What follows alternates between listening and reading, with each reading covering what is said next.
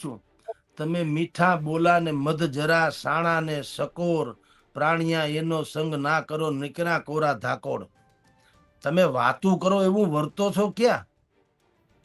Positive attitude થી આગળ વધશું કઈ ઉપકાર કરો છો? નેગેટિવ કરો તો ચૂથાએ ન જાવ। આ બધા છે ને ખાલી ખોખા છે। કાલે શપથ લીધી, હું તમને કહું, કેવડિયામાં બધા અધિકારીઓએ, હરામના પૈસા ખાનારા બધા અધિકારીઓ શપથ લીધી અમે એકતા જાળવશું। તમે શું માનો? તો એકતા હોય તો પોલીસ થાણા બંધ ન કરી દેવા જોઈએ? એટલે એમ જીતુભાઈ વાઘાણી પણ બોલે, તમે એલા હવે સર્વે કરવા ગયા ગમબૂટ પહેરીને ગયા તમારા મંત્રી। તમે લંડન થી આવો છો, તમે કોઈ દી ખેતર જોયા નથી? ધૂળ ઢેફા એમાં તો રગદોળાય ને તો મોટા થયા છો। તો તમને 2 દિવસ હવે અર્જુનભાઈ મોઢવાડિયા આજથી 3 દી પહેલા એમને રખડતા હતા ચોરના માથાની જેમ, અને અટાણે તો 3 જણા એને પાછું માથે છત્રી પણ પકડી રાખી, ભાઈને છાંટા ન ઉડે। બોલો, તમે એટલા રૂપાળા શેના થઈ ગયા? મંત્રી થયા એટલે બસ?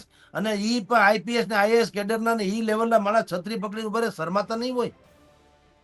અને ભાઈ અર્જુન મોઢવાડિયાએ પણ ના પાડવી જોઈએ ને, ભાઈ હવે છોડો યાર, કદાચ 2 છાંટા પરળી જાવ તો શું ફેર પડે? ઓલા ઝાલા સાહેબ મંત્રી આવ્યા ગમબૂટ પહેરીને આવ્યા, અમારો પાયજામો બગડવો ન જોઈએ, એટલે અમારો બહુ બગડી ગયો ભાઈ સાહેબ ખેડૂતોનો।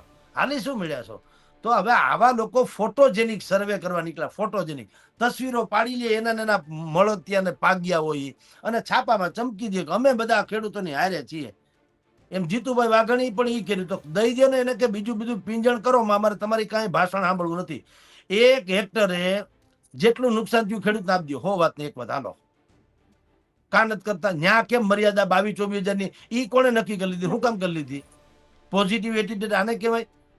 1.25 લાખ રૂપિયાની નુકસાની ગઈ, તમે 25,000 આપવાની વાત કરો, પોઝિટિવ કહેવાય? પણ હવે છૂટકો નથી, કારણ કે અમે તો મત દઈ દીધા લોકોએ, તો ક્યાં જાય? હવે જે ગણો તો કુદરતે રૂઠો ને તમે રૂઠા તો રૂઠા, ઓર ક્યાં? એટલે આમ તમારી જાણ ખાતર કોઈ તરફથી, ભાજપ કોંગ્રેસ તો ખેર કે વિપક્ષમાં છે, આપણે એની ઉપર બહુ લાદી ન દઈએ। હું જે વાત પંજાબ થી માંડીને કોંગ્રેસની કહું છું, કર્ણાટકની સરકારની, ઈ હું જરાક અતિરેક વાળી વાત કરું છું ને ઓવર ઓલી રીતે વાત કરું છું કે ભાઈ ઠીક છે, તમારી ફરજ ભલે નથી, મત તો લેવાશે કે નહીં? તો જો તમે એમ કહો છો કે ભાઈ બીજા રાજ્યની સરકાર બીજા રાજ્યને મદદ ન કરી શકે, તો કેજરીવાલ ના શું કામ? તો ગોપાલ નતા? તો કેજરીવાલ પંજાબના ભાઈ મુખ્યમંત્રીને શું કામ બોલ્યા હતા? મત તમારે લઈ લેવું, ન્યા સીમાડા નથી નડતા, દેવામાં ડખો, તો કઈ મૂર્ખ છે એ લોકો? આમ આદમી પાર્ટી હોનાની બધી વાત સાચી, બધી વાતો કરે, પણ કાંઈક પાવલું પરખાવ્યું હોત તો એના માટે થઈને સંજીવની સાબિત થાત, એમ કઉ છું। અને ખેડૂત એમ લાગત કે આપણે જે 50,000 માણસ ભેગા થઈને આખો દાડો પાડ્યો, પણ ખેર કાંઈ વાંધો નહીં, ફૂલ ને ફૂલની પાંખડી દીધું તો ખરું। અને વિપક્ષોની એટલી બધી ભારતીય જનતા પાર્ટીને મોઢું બતાવવા જેવું ન રહે જો આવી વ્યવસ્થા કરી હોત તો।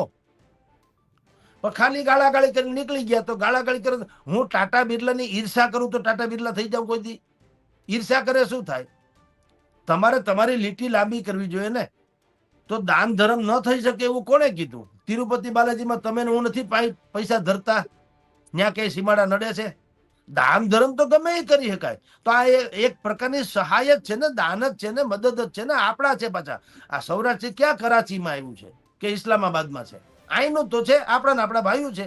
દુઃખી થયા તમે ગુજરાત, તમે પંજાબ જે છે એ દેશના સૌથી સમૃદ્ધ રાજ્યમાંનું એક છે, તો ભાઈ ફૂલ ને ફૂલની પાકડી અમે 200-500 કરોડ રૂપિયા તમને આપીએ, સરકારને આપશું, સરકાર જેને દેવા દે, પછી ભલે જે થવું થાય। તો તમારી તો આબરૂ વધી હોત। હેલો મિત્રો, કેમ છો? મજામાં? વરિષ્ઠ પત્રકાર જગદીશ મહેતાએ મોદી સરકારને ઉધડી લીધી છે। મોદી સરકારને સલાહ આપતા જગદીશ મહેતાએ કહ્યું છે કે તમે જો ખેડૂતોને સહાય કરી હોત તો ખેડૂતોની નજરમાં તમારી આબરૂ વધી હોત। આ સાથે જ જગદીશ મહેતાએ એ પણ કહ્યું છે કે જો મોદી સરકાર દ્વારા ખેડૂતોને સહાય કરવામાં આવી હોત તો વિપક્ષો દ્વારા એક પણ મુદ્દો રહેત નહીં સરકારની ટીકા કરવાનો। આ માટે જગદીશ મહેતાએ મોદી સરકારને સલાહ આપતા કહ્યું છે કે સરકારે હંમેશા પ્રજાને ધ્યાનમાં રાખીને તેમની સેવા કરવી જોઈએ।